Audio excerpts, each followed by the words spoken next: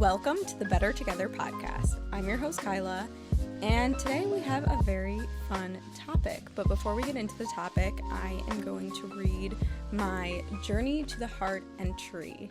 And I chose this one because it relates to a lot of the stuff we've been talking about on the podcast and just being okay with what comes next and having trust in the universe and not always being okay with not always knowing what comes next. So this is called It's Okay to Not Know.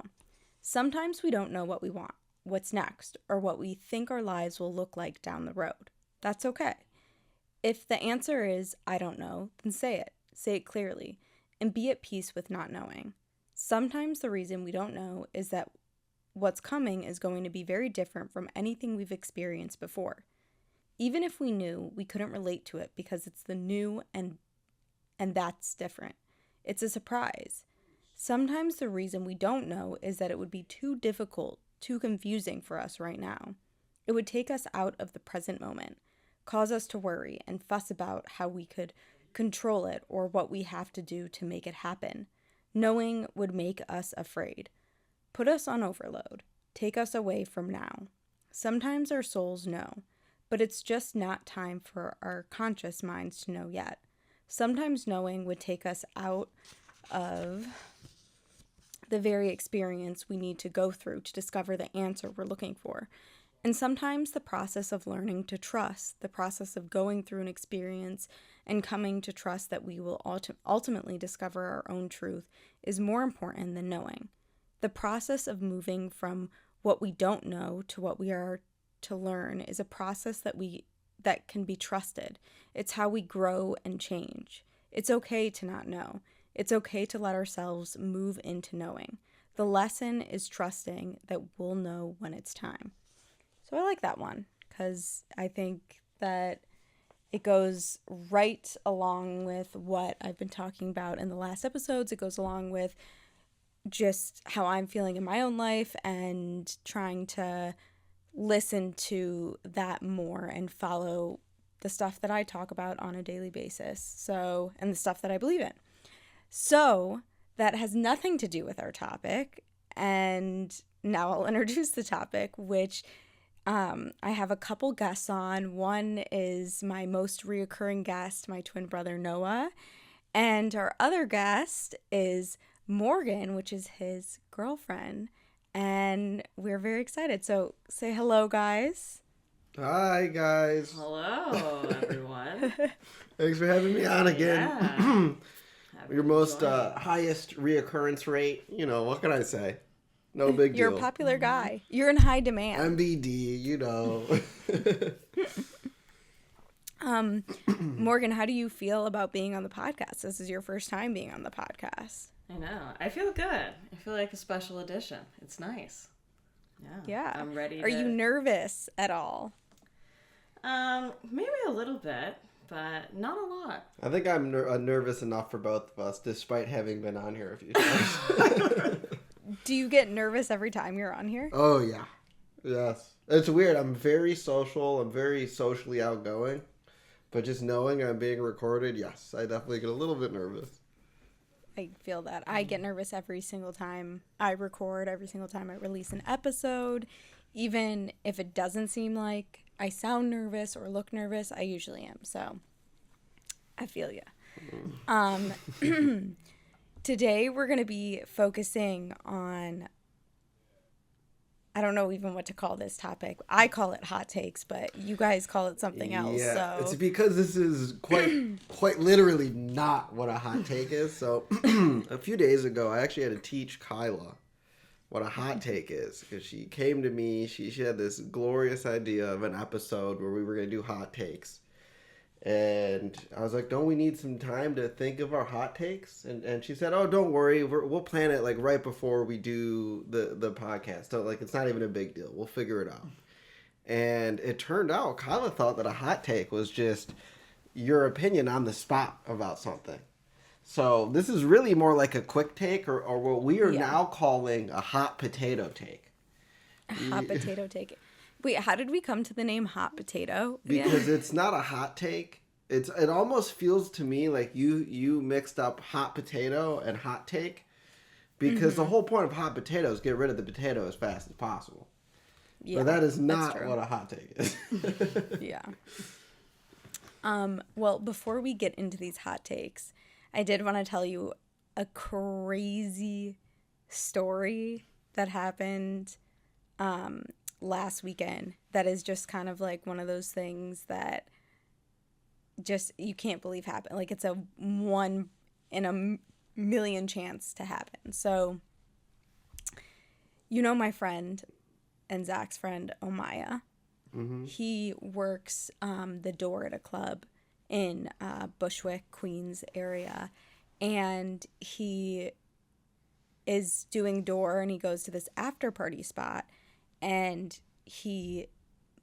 well, before I say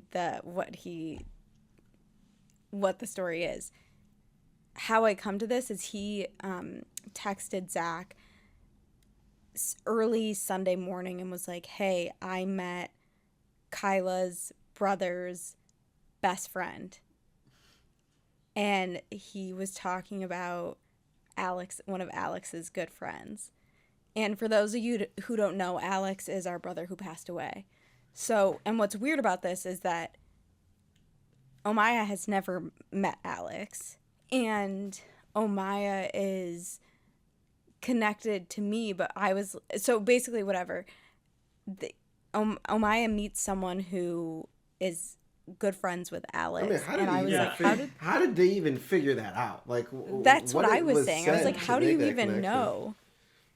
Yeah, I was like, how do you even know how did you make that connection that I was even part of that, whatever. And it turns out that they like are chatting it up and are ironically, Omaya just texted me, which is hilarious.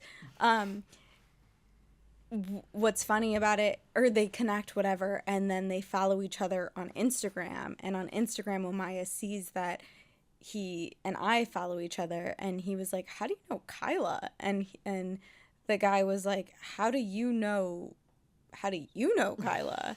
This is weird.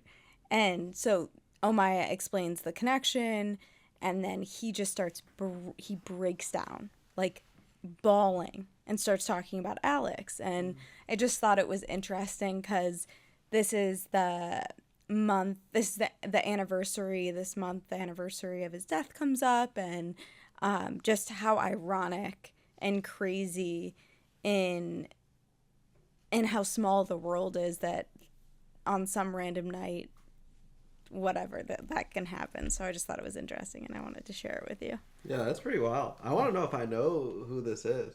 Might ask you to tell me later. But yeah, I'll tell you later. that's wild. It is a really small world. That kind of stuff happens to me every once in a while. It's pretty crazy. Yeah, and you definitely know this person because me and you both hung out with this person in New York with Alex. Oh wow!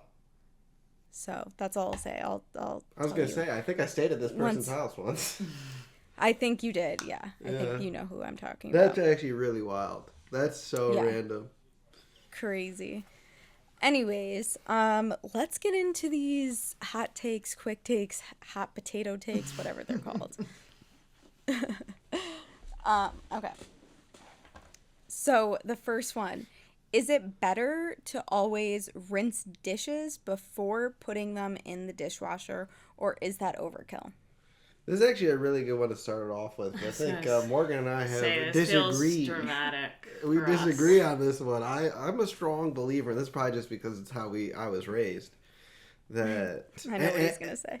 I was gonna say, I feel ganged up on right. this One, question. based off of I how I was probably raised, agree with you. the thing is, based off of how I was raised, one, and two, the fact that I've encountered a lot of dishwashers that just are subpar, is you always rinse it beforehand, and the dishwasher does the final last little mile.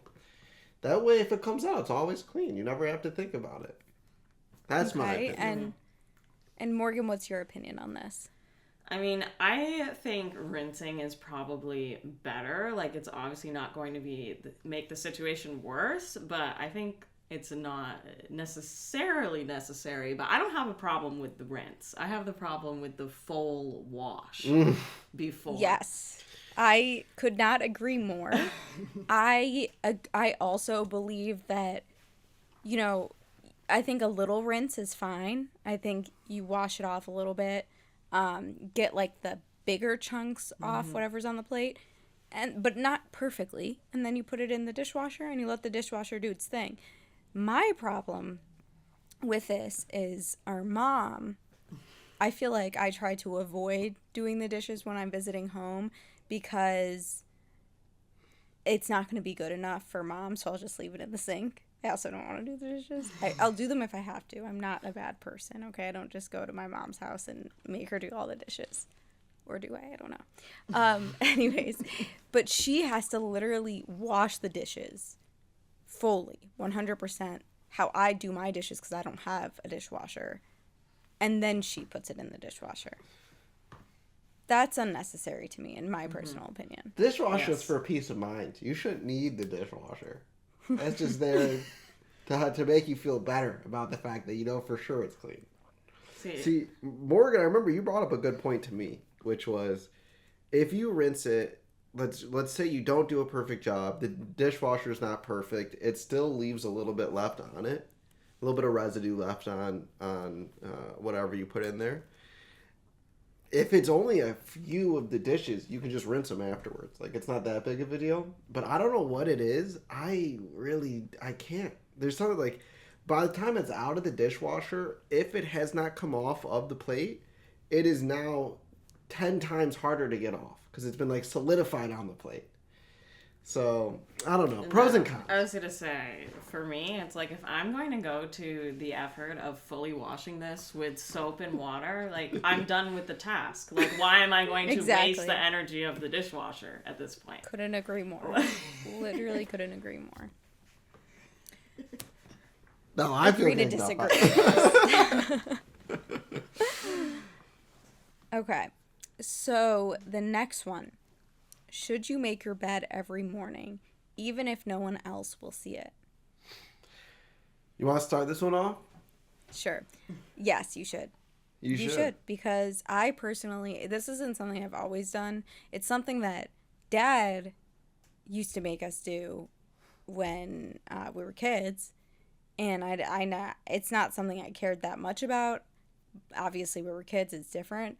And it's not something I've always done in my adult life, but I have done it in more recent times on a daily basis, and it just makes me feel better, and it makes me feel like my space is cleaner and more organized, and it's nicer at the end of the night to get into bed, so I feel like it's worth it for my own sanity and feeling good and for my mental health.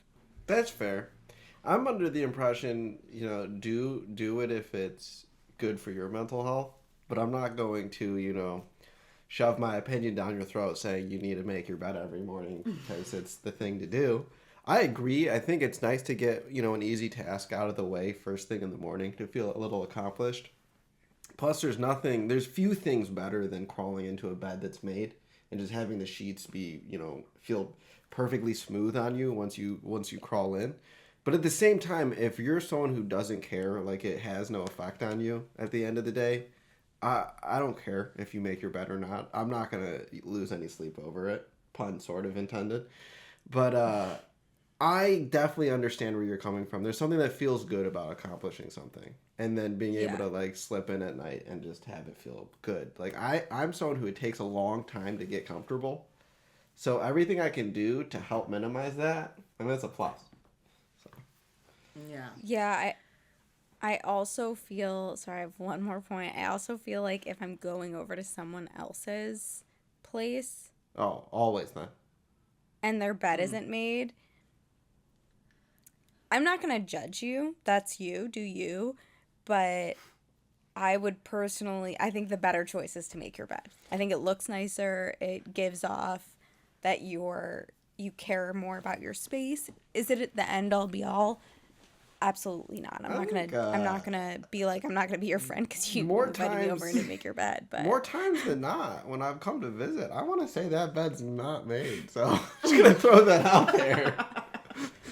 you know what? You're probably so right on that. Yeah. That's true. But I'm a I hypocrite. I'm a hypocrite. I thought you were going to say that when you go to people's places and you sleep over, then you always either make the bed or put the sheets away. You want to be and then, polite, yeah. I do that. What's your opinion, Morgan? Me? Well, I feel like I'm going to have a more controversial... I feel like you already know also my opinions on, like, made beds to a certain extent. But, I mean, I don't think I've ever made my bed on a regular basis in my entire life, if I'm being honest. Wow. So, I mean, would I feel better if I did? I don't know. I couldn't tell you. But what I can tell you is I feel okay. Well, you know what? That's all that matters. I wake up just fine. That being said, I do sometimes understand the idea of wanting to slip into a made bed, but I also feel like, and this is the more controversial opinion, is that I at times feel restricted by a made bed. Yeah, So if it's tucked in too hard. I don't mind Yeah. being able to just slip right back into the position I started in previous night. To each their own. I think one of my major issues is I wake up and the sheets are in a position you would have never ever predicted they could be in after a night worth of sleeping. Well, So- see, here's the thing, is that's a you issue. When I'm asleep in the bed alone, the blankets and the sheets stay where they're supposed to stay. So not as much work needs to be done the next day. I don't know what I'm doing. But agreed, and I'm not just here to I can make fun of myself too. You know, my thing is I don't rip the sheets out like Noah does. What I do is I take off the pillowcases in my sleep. So we're doing a lot of weird things. But a lot of movement at night. A lot of action. You guys should set up a camera in your room while you're sleeping and see what you just comes of that. You just see both of us sleepwalking, fully standing up, stripping the sheets, getting back in the bed. Luce is actually very tame, very confused, our cat. But no, I actually don't know if I've ever sleepwalked. Nobody's ever told me I have, but who knows? Yeah. I did run small. You did? Yeah. That's wild. Wait, tell us the sleepwalking story. The sleepwalking story? I mean, it's not that crazy. I basically was dreaming of what was going on in real life. So I was like, yep, I'm getting out of bed, walking down the stairs, gonna chat with my parents a little bit. They were watching TV. They were the ones that figured it out because they said that what I was saying was just straight nonsense. I was just So they didn't even realize it at first, though. No, because I'm upright walking around, eyes open alert. But then they said when they were trying to talk to me, what I was saying in response just made zero sense. So eventually I went back upstairs, went to bed, and then when I woke up in the morning, I was like, wow, weird dream. And my mom was like, yeah, no.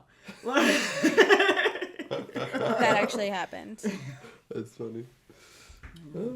So I guess you are a sleepwalker then.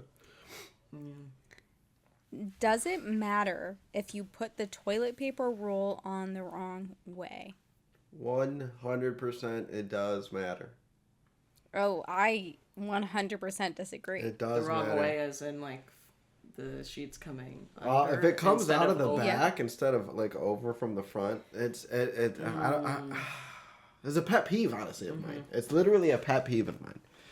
Wait, what's the correct way for you? So let's say The you sheet have comes the on roll. top. Here is the thing. You have the toilet paper. You should be pulling towards you, not from the back. Okay? Oh, that's the wrong way for us in our household. Well, your household would infuriate me, and I would probably, and I bet you I have done this in the past, where when I've used your toilet, Kyla, I flip the toilet paper because I'm like, why is this backwards? I also always put my toilet paper on the wrong way, and it's a running joke in our house that I do that. Yeah. But then we never fix it, so it's not a big deal. It's I would have fine. fixed it. See, I've noticed that over 50%, you would think that statistically, 50% of the time people would get this right, just by chance. But somehow, at least 70-80% of the time, it's wrong. I've also only ever noticed this with one other thing. Kids putting on shoes. You ever remember when you were a kid, you would just every once in a while put your shoes on backwards? Yes. I'm telling you, you would think there's a 50-50 chance that you get it right. Kids get it wrong more than 50% of the time. It's the same thing with the toilet paper, and it drives me nuts. I will fix it instantly every time. Every time. Every time. I don't know what it is. Maybe this is like a You're probably an OCD maybe you're a little thing. OCD. Yeah. I might be a little OCD. Maybe I've just been, I've thought about this at this point. Yeah. Like I actively think about it when I see the toilet paper on wrong. Yeah, What's your opinion on this, Morgan? I was gonna say, for me, like, does it technically matter? No. Like, will it bother me? Yes. Will I judge you? Maybe. I put it on. She's judging me, guys. The correct way. I'm judging. I'll tell you what, this household, it's right most of the time. But the thing is, like, it's not going to bother me enough that I'm going to go out of my way to fix it in someone else's home. Like, I'm just going to be like, oh, that's a little weird. And then, I will fix it every time. I don't care how well I know the people that live there. It could be like college frat party back in the day. It would have been fixed. All right. Does ketchup belong in the fridge or the pantry? I put it in the fridge. I didn't know this was even a debate. Yeah, it's a fridge thing. For health reasons. We put it in the fridge. I've always had it in the put fridge. it in the fridge. I don't even. But I don't know.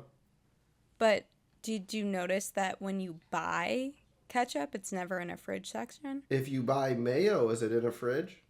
No. But it definitely needs I was to be going to say, refrigerated. I thought that was the And whole thing, like, because after it's you sealed. open it. It's because it's sealed. Well, yeah, after you open it, but some people don't.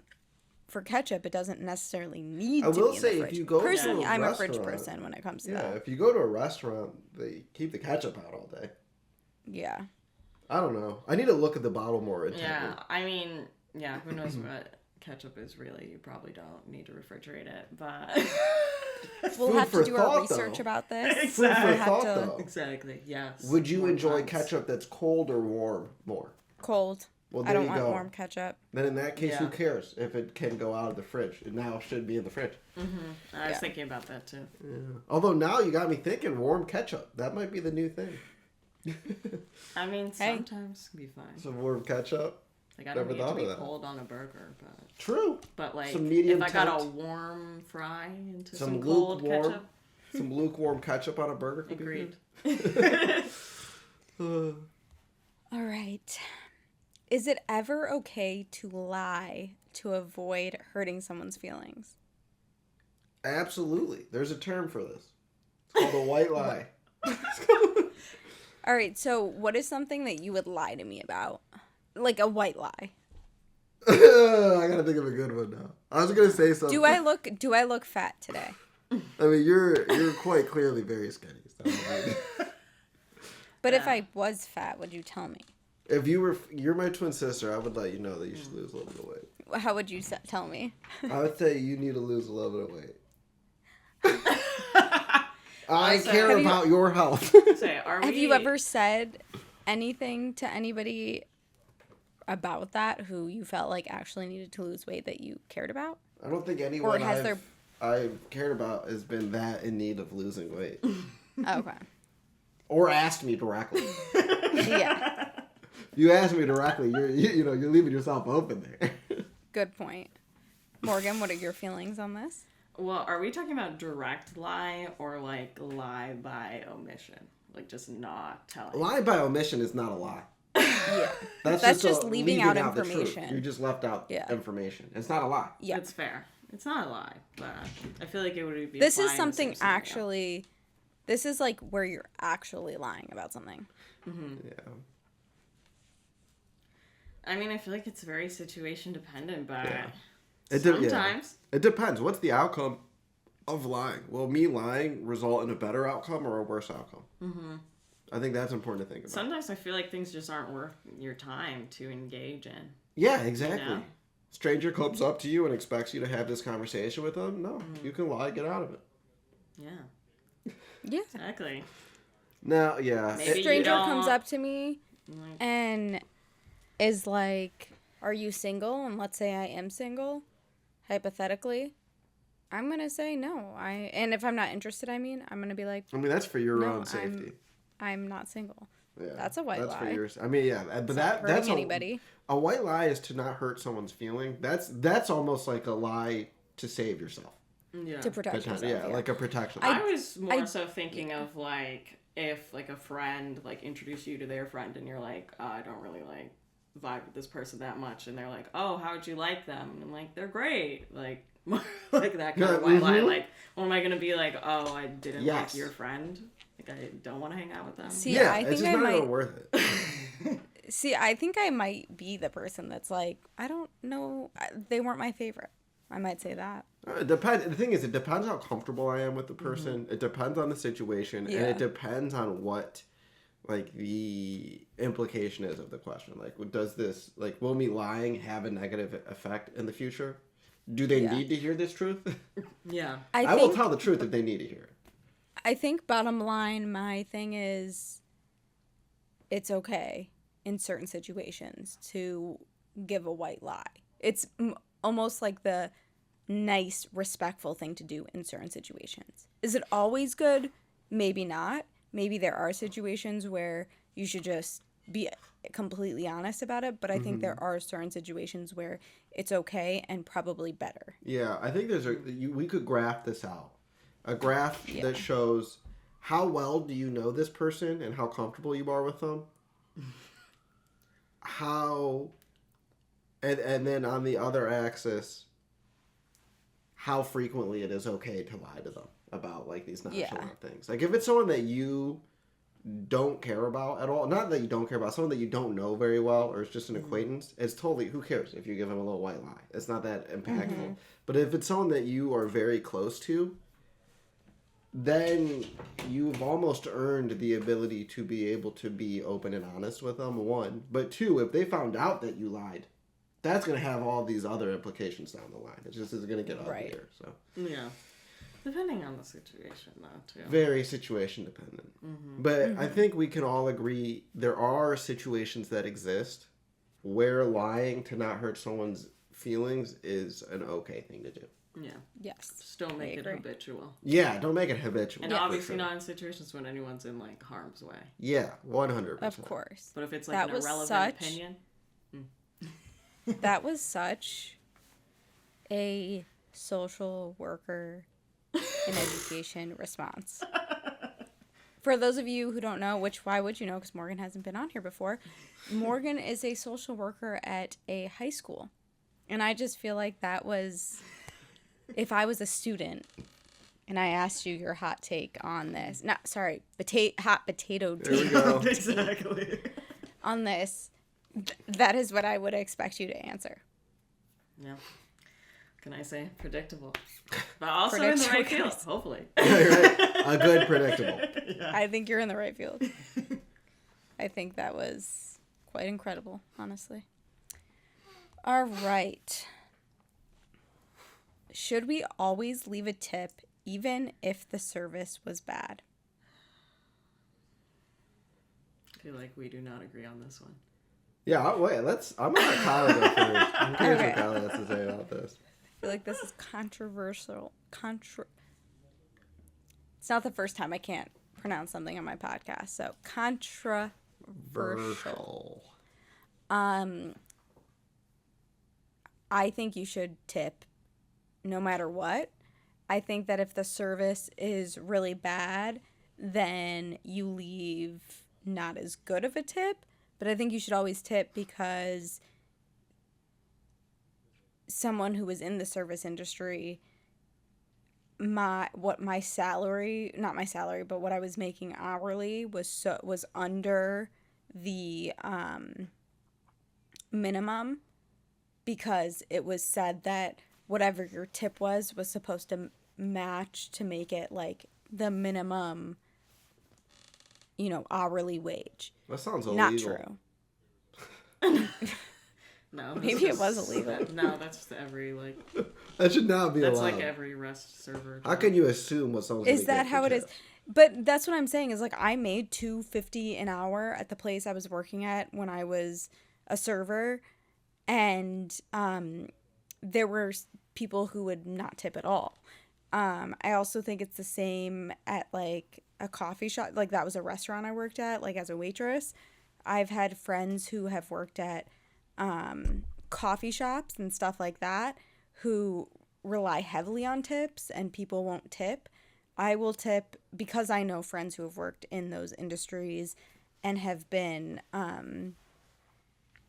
who haven't made a lot of money and have had rude customers and all of that stuff have tipped every single time, even if I am taking, even if it's a coffee order, I will tip on those.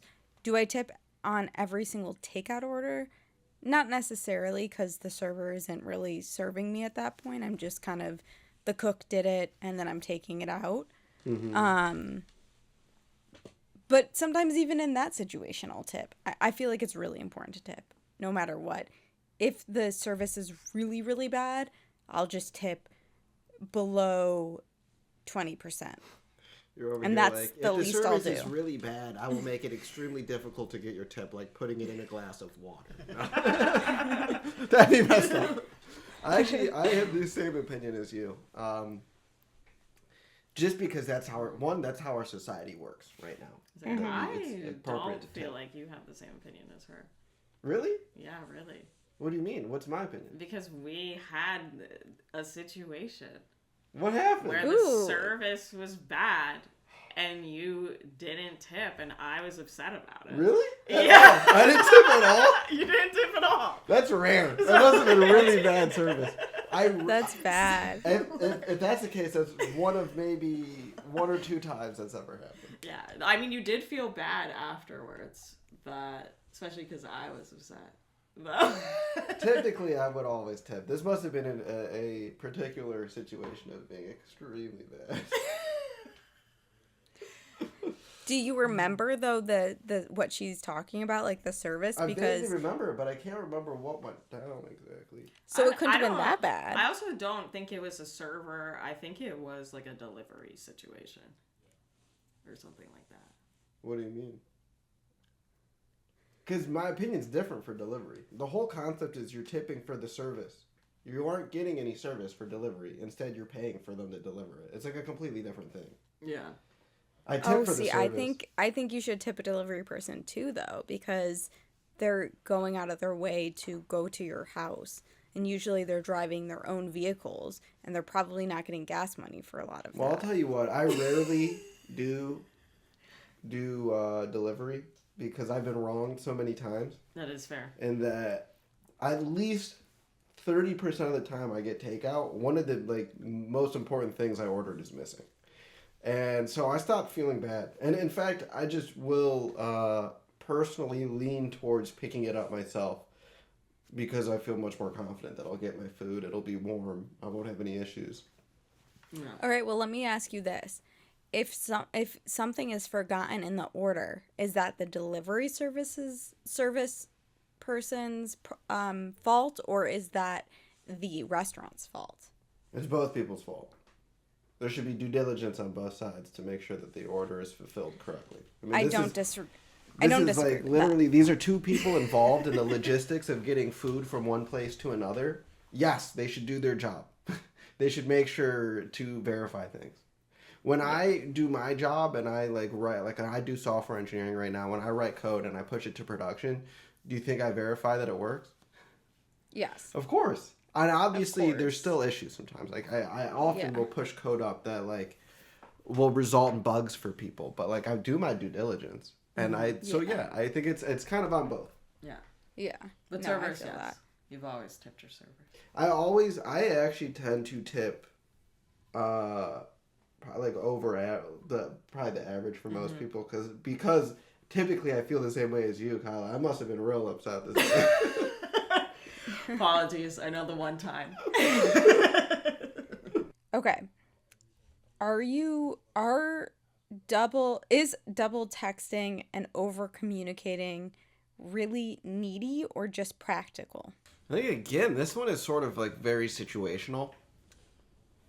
Depends very much on the situation. I think there's many situations where texting twice is a completely practical thing to do. Depends. Like if you're talking about something, like are you talking about something serious? Are you trying to get information from someone? Are you like asking a question? But there's also the other side of the coin where it's like this person clearly does not want to talk to you, otherwise they would have responded. And if that's the case, you should just try to get a hint. So it's like there's like two very different situations. And it depends on like who you're talking to and your relationship with them. Yeah, I think for the most part, I think that double texting and over communicating is not necessarily a bad thing. I think if it's like a dating situation and you're double texting and it's like a newer person that you're dating, then yeah, that's a little annoying. I don't think that's necessary. It's probably that person doesn't want to talk to you and that's where that's coming from. But I think like if I, for example, text Zach and I'm like, can you, or no, actually I'll use you as an example, Noah, because you always have your phone on Do Not Disturb. So I'll text you and then I won't get a response. Yeah, now that I think about it, you'll text me twice, and it feels very needy. No, I'm just kidding. No, I like the calls, honestly. It's no, I prefer getting calls. Yeah, that's the thing is, like, then I start calling you, but I'm like, it's annoying for me because you never respond over text, so I can't just ask you a quick question because it then turns into days and days of you not responding. Like, I have to call you, which I don't mind calling you. I love calling you, and you usually pick up right away.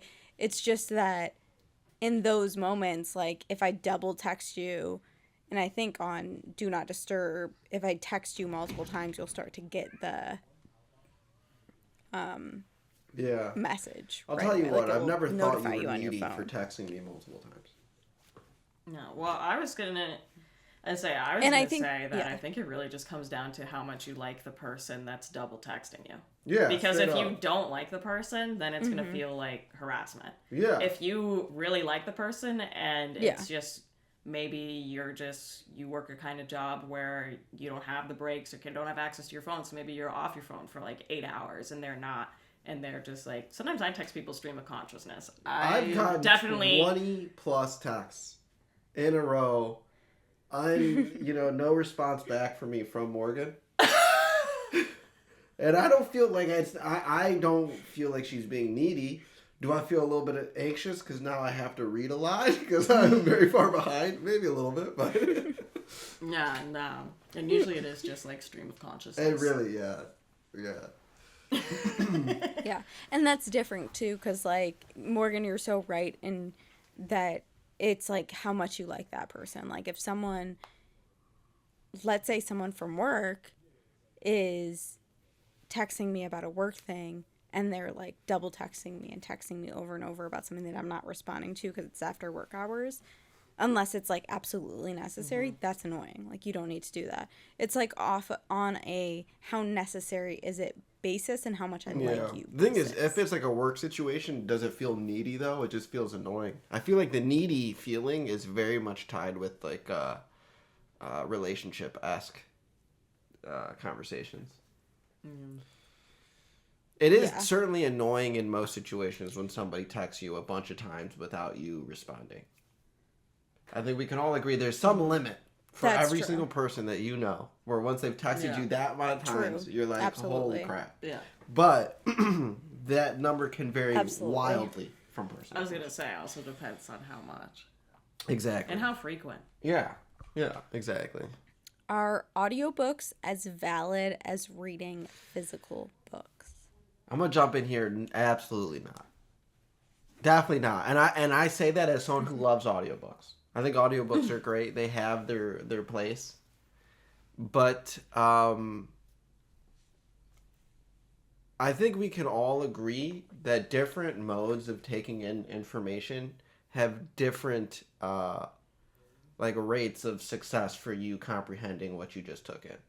And you could say the same thing about when you're trying to learn Yeah. something. Like if you were to read something off of a piece of paper versus writing it out versus like actually practically doing something, like there's major differences with how much you're going to get out of it.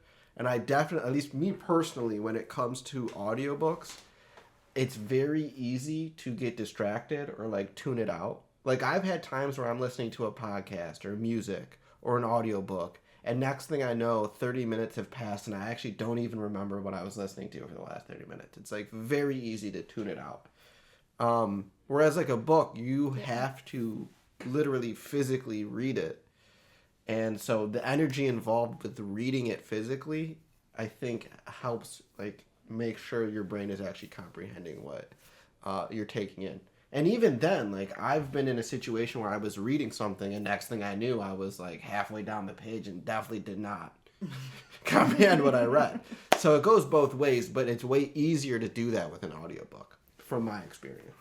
I could not agree more with you. Do I think one is valid over the other? No, because I think it Depends what you're doing. It depends on how your brain works. Like I personally am better at I personally prefer reading it because that's how I'm going to comprehend it better versus like listening to it, because listening to it I tend to tune things out very easily. I get in my head very easily and I will start thinking about something in my head. I do that when I'm talking to people too. If someone is having a conversation with me and saying something to me and telling me a story, I notice that like there are times where I don't mean to do it, but like I will tune someone out because I have thought about some sort of thing or memory or situation in my head, and I'll just start focusing on that. And then I'm like, oh shit, what did that person just say? It's the same thing with, it's the same thing with an audiobook for me. Like I need to be 100% focused on that. And I am 100% focused when I'm reading because I have to look at the words, think about what the word you have to try and comprehend it. Reading is.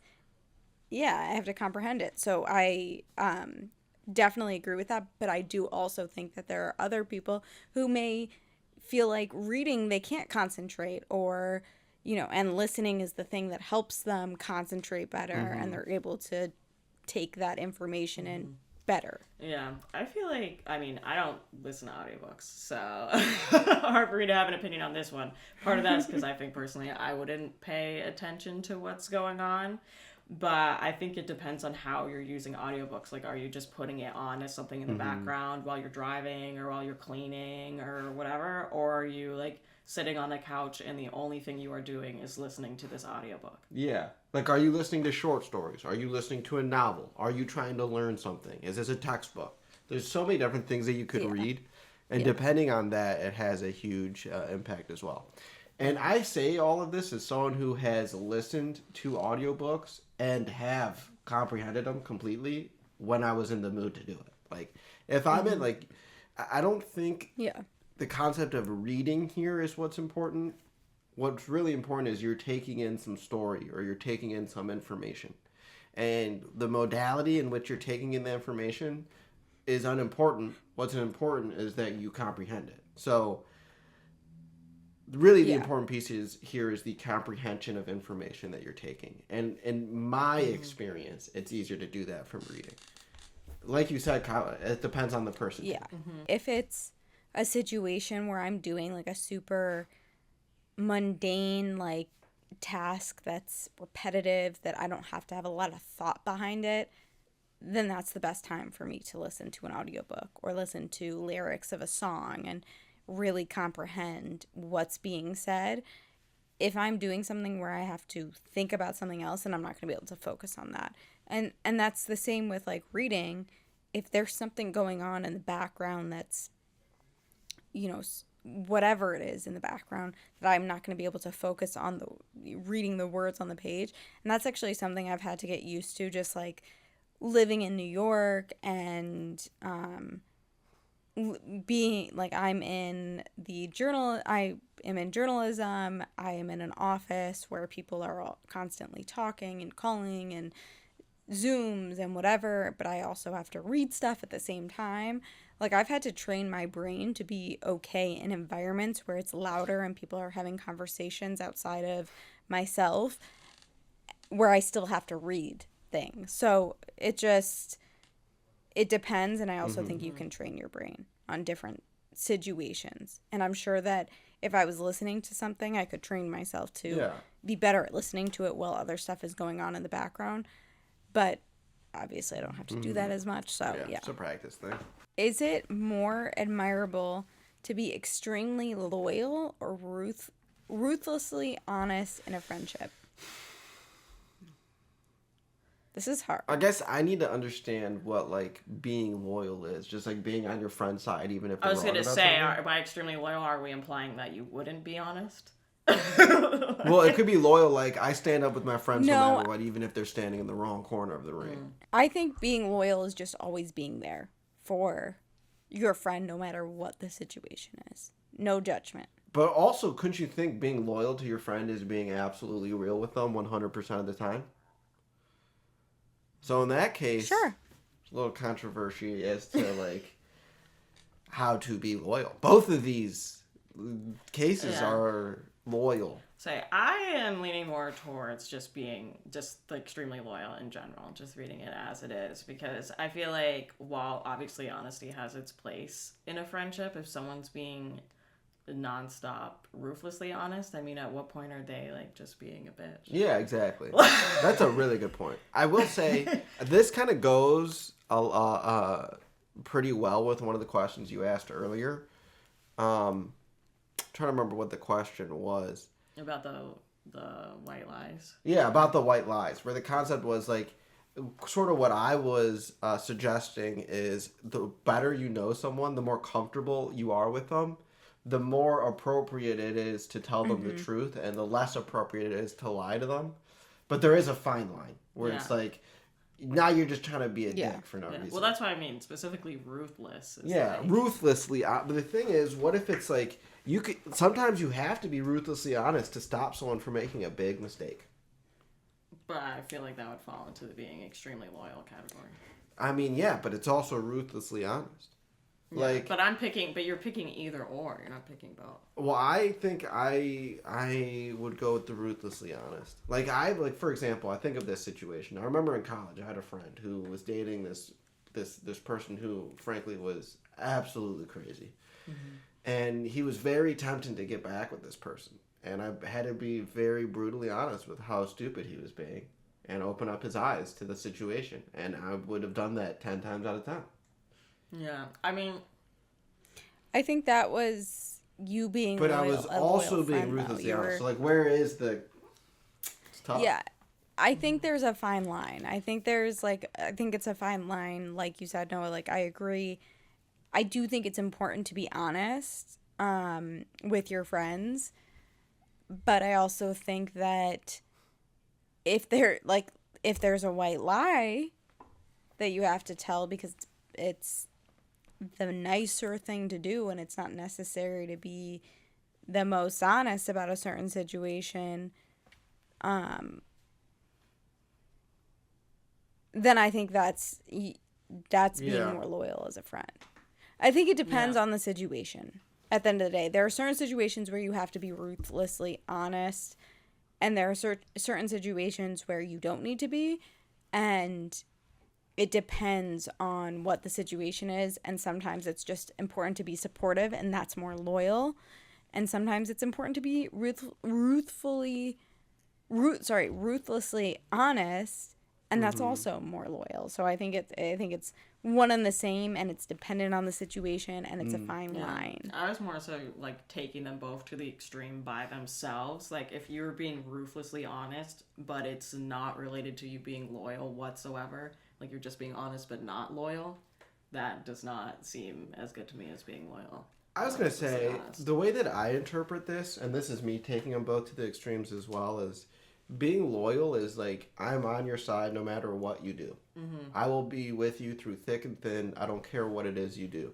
You could do something absolutely awful. I'm going to be there with you. I'm on your side. Mm-hmm. Whereas ruthlessly honest is like, I will tell you that what you're doing is absolutely ridiculous if I think that what you're doing is absolutely ridiculous. I'm not going to ride with you and do this ridiculous thing with you just because, we're close. Yeah. And in that respect, I think the right thing to do as a human is to be ruthlessly honest. Otherwise, you being willing to, like, blindlessly be loyal towards someone who you don't agree with what they're doing, that's almost like an issue in itself. That's like its own bad thing. Yeah. But again, there's like fine lines to these. Like for me personally, there's like a minimum amount of truthfulness that I require for you to be my friend. If I have shit in my teeth and you don't tell me, you're not my friend. Personally, in my opinion. Yeah. It's like a good indicator of how much you're friends with someone. No, I agree with that. If you're being extremely loyal to their own detriment, I don't think that's good. Yeah. But if your version of being loyal is like being real with them, then I think Yeah. Exactly. It kind of depends how you interpret this question. And it depends on, like, a lot of these are very situational. Okay, so I'm going to ask 3 more of these, and then I think we should cut it because it's getting a little long. But I think that means we need a part 2 to this. So that means we'll have to do a part 2. All right. Does the concept of soulmate exist, or is it a romanticized idea? You want to start us off this time? Okay.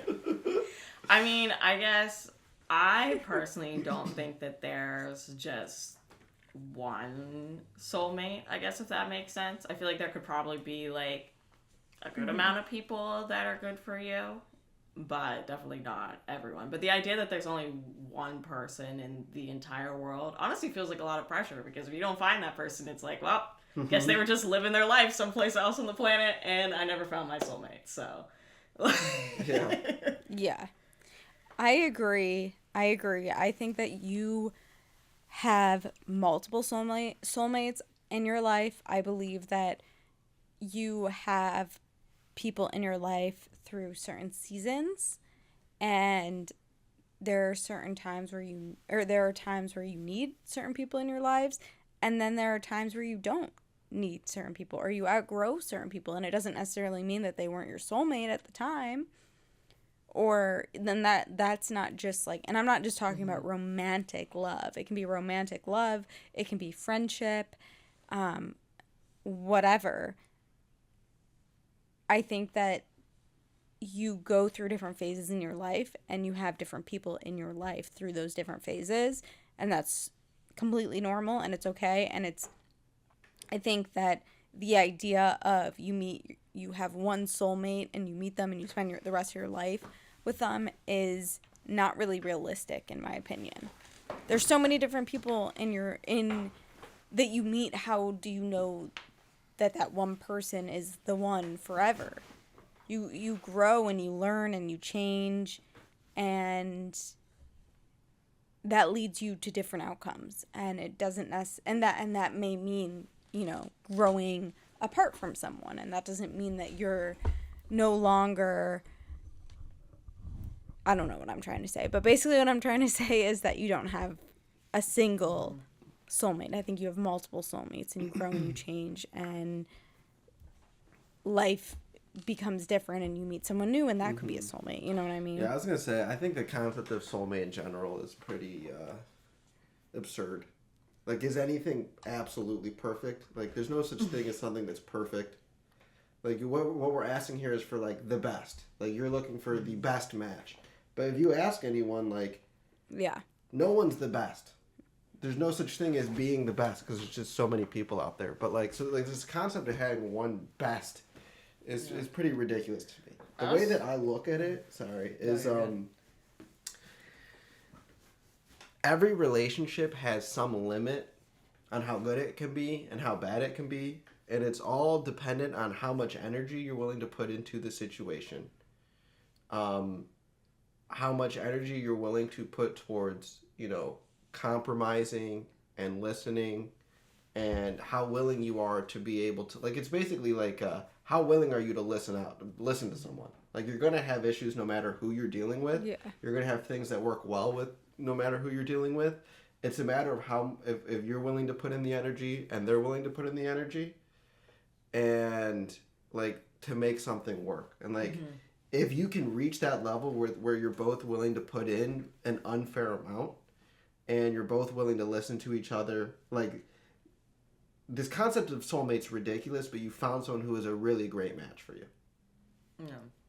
I was going to say, which is kind of similar to that, but that a soulmate isn't something that just exists out there in the universe and is just automatically perfect. I feel like a soulmate is something that you work towards and you create in a partnership. 100%. Specifically talking about romantic love. I think you've said that to me before, actually. And I remember you saying that. That resonated, because I completely agree. You build a soulmate.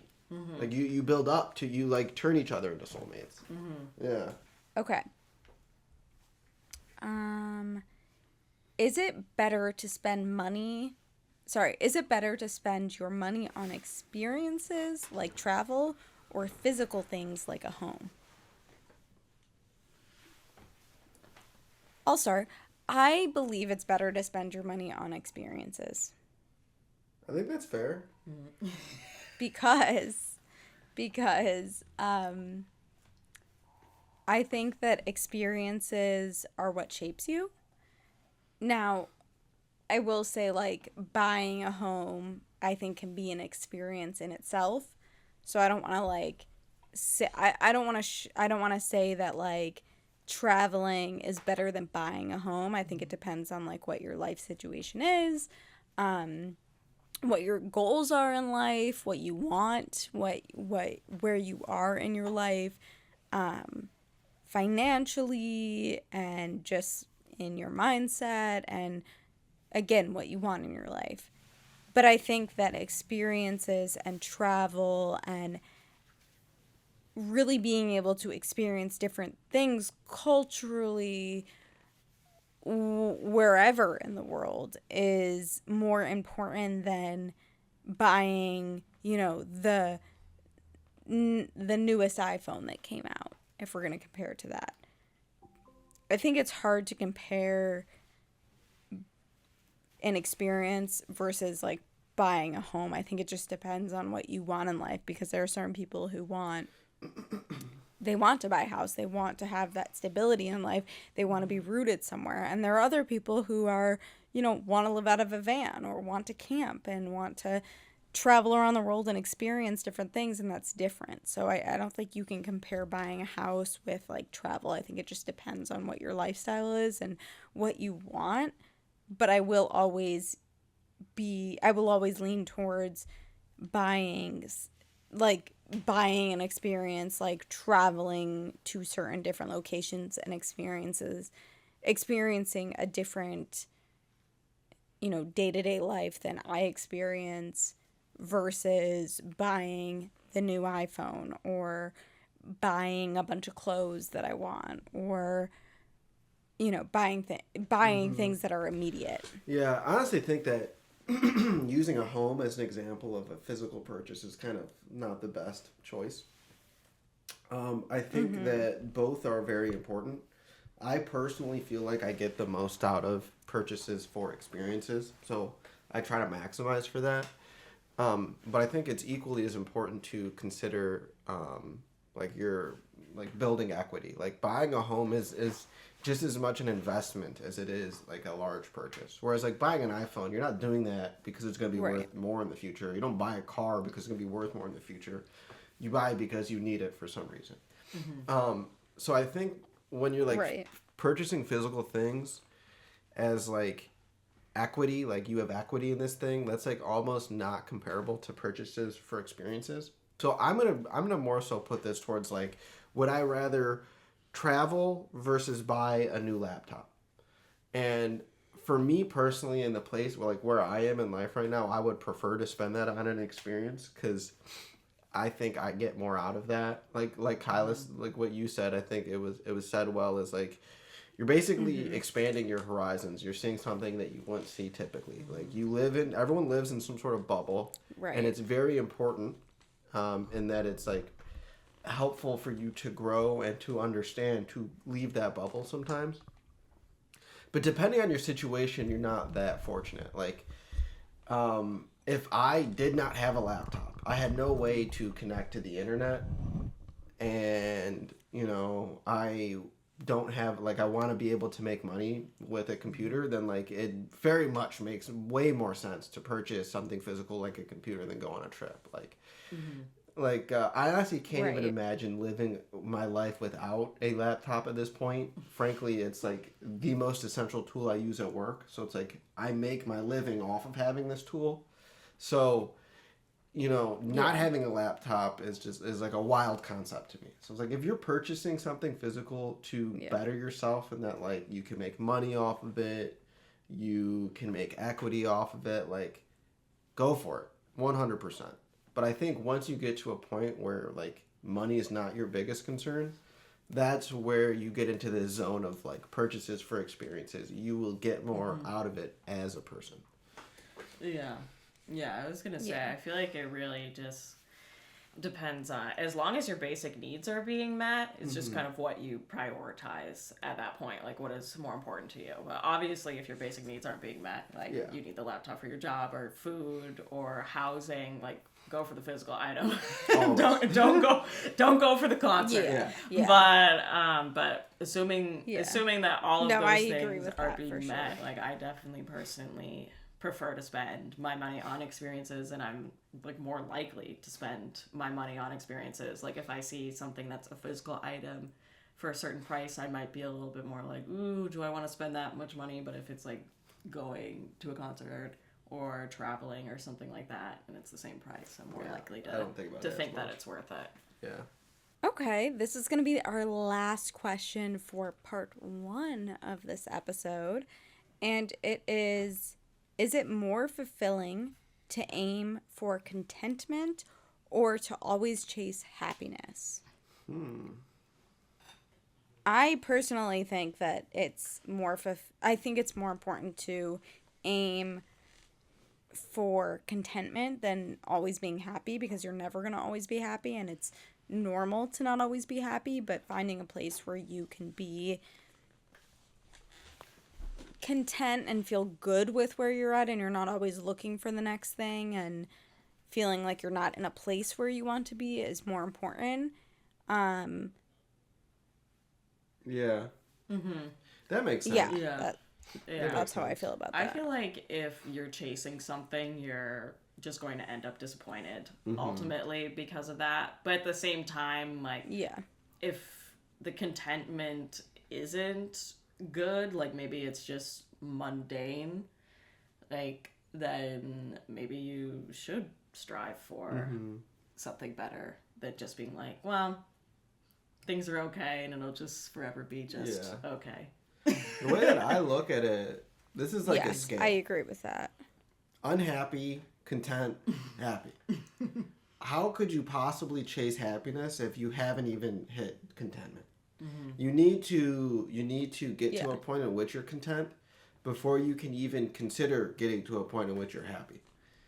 I think that's like an important thing to consider here. It's like contentment is the stepping stone towards happiness. If you're not content, you're definitely not going to be happy. So, I agree with both of what you guys are saying, that it doesn't, it's a balance is what I'm hearing, and it is, if you are content somewhere but you're feeling like it's very mundane and it's not where you want to stay, and there's something that feels like it's missing, then you should go for what the next thing is going to be that's going to make you happy and feel more content. Because honestly, if you feel like there's something mundane and you're bored in your day-to-day life, then maybe that's not contentment. It depends what you consider content. But it's a balance. It's honest. It's the thing is, I don't even think it's a balance. Balance, I don't think is exactly the right word, as much as like you need to unlock one before you can even consider the next. So you need to become content before you can even try to be happy. Like if you're bored, you've made it to contentment. You can't be bored unless you're content. Otherwise, you'll be unhappy.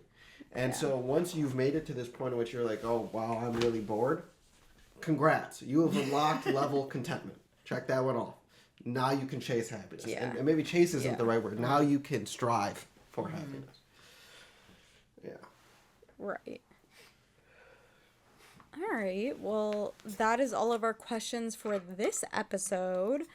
Do you guys have anything else you want to add or say? Thanks for having us on. This was nice. This was good. So this is another fun topic. Of I like course, these ones. Of course. Yeah. Thanks for letting me crash the twin session. Yeah. Of course. You both can crash whenever you want. It's very fun. And we're going to do a part 2, so that's great. Thank you so much for tuning in again. Please let me know what you guys think of these topics. Is there anything that stood out to you guys? Is there anything that you agreed on, disagreed on? Do you have a hot take, a hot potato take, a quick take, however you deem what that means? Please let me know. You can subscribe to my YouTube page, The Better Together Pod. You can, or the Better Together Podcast, as I believe I think the name is. I can't remember off the top of my head, which is bad. You can follow me on my personal Instagram, which is Kyla_Milberger. You can follow me on the podcast Instagram, which is the_bettertogether_podcast. Please write in anything and everything that you're thinking, that you feel about these topics, the podcast, whatever it may be, to thebettertogetherpod@gmail.com. You can follow me on TikTok, Kyla_Milberger. I think those are all my platforms. So yeah, thanks for tuning in once again, and I hope you enjoyed the guest this time, and I will see you next Sunday. Bye.